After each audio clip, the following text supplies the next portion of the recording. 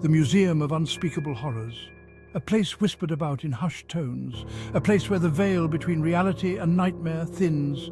They say it houses artifacts, each imbued with a terrifying past, each one a window into the darkest corners of human history and the abyss beyond. I was drawn to this place, compelled by a morbid curiosity. I wanted to peer into the abyss, to confront the horrors that lay dormant within those walls. Perhaps I sought to prove my courage, or perhaps I was simply drawn to the allure of the unknown. As I approached the museum, a cold wind whipped around me, carrying with it the faint scent of decay. The sky above was a canvas of storm clouds, their grey tendrils reaching down as if to clutch at the crumbling facade of the building. The museum stood before me, a Gothic monstrosity of wrought iron and stained glass, its windows like vacant eyes staring out into the gathering gloom. Taking a deep breath, I stepped across the threshold and into the museum, leaving behind the world of the familiar and venturing into the domain of the dreadful. The air inside the museum was heavy with the scent of dust and decay. The only light came from flickering gas lamps that cast long, dancing shadows upon the walls. Above, gargoyles perched on the high, vaulted ceiling, their expressions contorted in silent screams. The silence was unnerving, broken only by the creaking of the floorboards beneath my feet. Each step echoed through the cavernous halls, amplified by the emptiness that surrounded me. The museum was a labyrinth of narrow corridors and dimly lit rooms, each one seemingly colder than the last. The walls were lined with glass cases, each containing an artifact more unsettling than the last. A chill ran down my spine as I realized that I was utterly alone in this place, surrounded by the remnants of nightmares. With a shudder, I ventured deeper into the museum, drawn forward by a macabre fascination.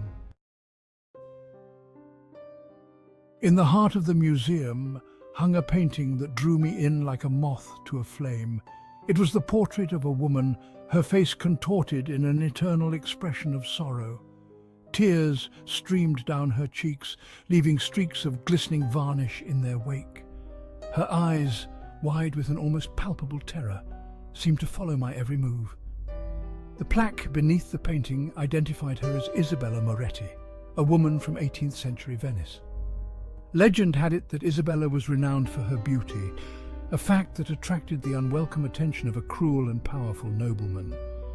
When Isabella refused his advances, the nobleman swore revenge. He had her young son kidnapped, holding the boy hostage in exchange for her hand in marriage. Isabella, torn between her love for her son and her revulsion at the thought of belonging to the nobleman, agreed to his demands. On the day of the wedding, Isabella stood at the altar, her face hidden behind a veil.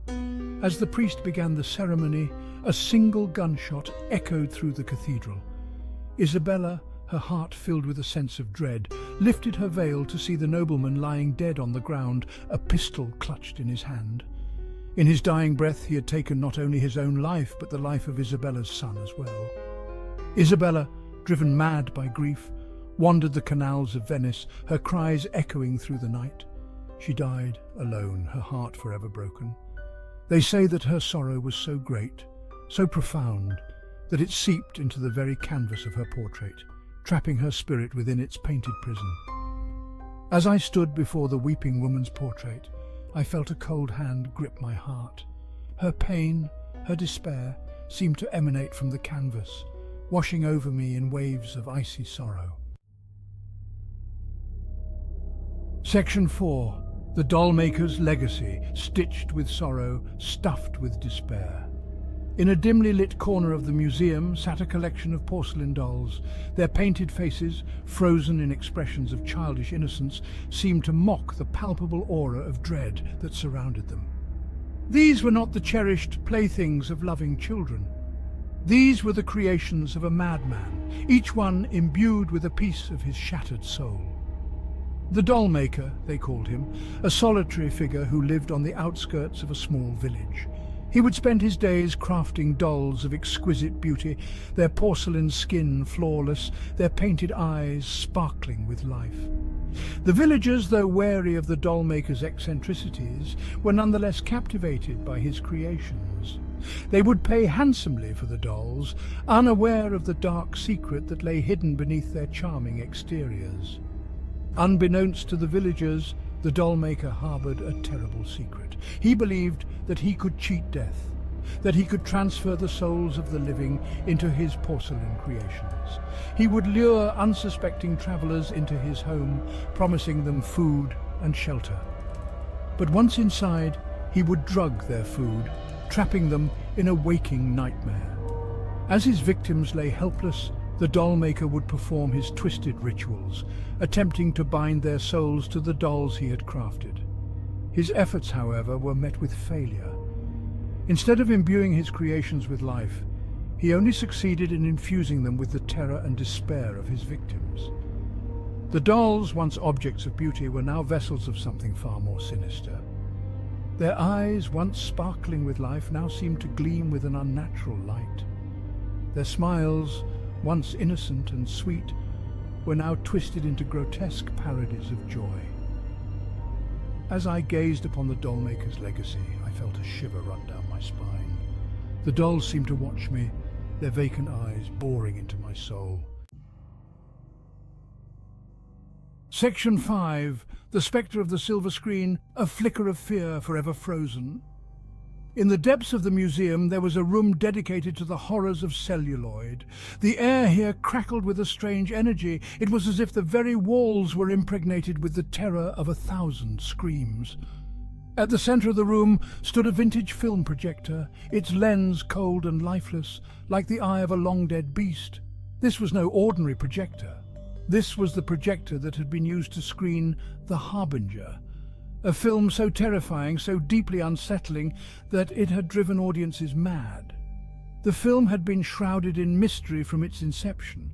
The director, a man named Alistair Crane, was a recluse, a phantom who shunned the limelight and spoke only through his work. The Harbinger, when it premiered in a small independent theatre in 1927, caused an immediate sensation. Audiences flocked to see the film, drawn by rumours of its disturbing imagery and its profound psychological impact. Those who witnessed the film firsthand spoke of vivid nightmares, hallucinations, and a crippling sense of dread that lingered long after the final credits had rolled. The film, however, was plagued by tragedy. During its initial screening, a fire broke out in the theatre, claiming the lives of dozens of moviegoers. The fire had started mysteriously. Some whispered that it was a manifestation of the film's dark power. The film reels were thought to have been destroyed in the fire, but rumours persisted that a single copy had survived. As I stood before the projector, I could feel the weight of the film's dark legacy pressing down on me. It was as if the spirits of those who had been driven mad by the film and those who had perished in the fire were all present, trapped within the confines of the room. Section 6. Echoes of Unease, the Museum of Unspeakable Horrors, a treasure trove of terror, a testament to the darkness that lurks at the edges of the human experience. It was a place that clung to the soul. As I emerged from the museum, stepping back into the fading light of day, I carried a piece of its darkness within me. The shadows seemed deeper, the silence more profound.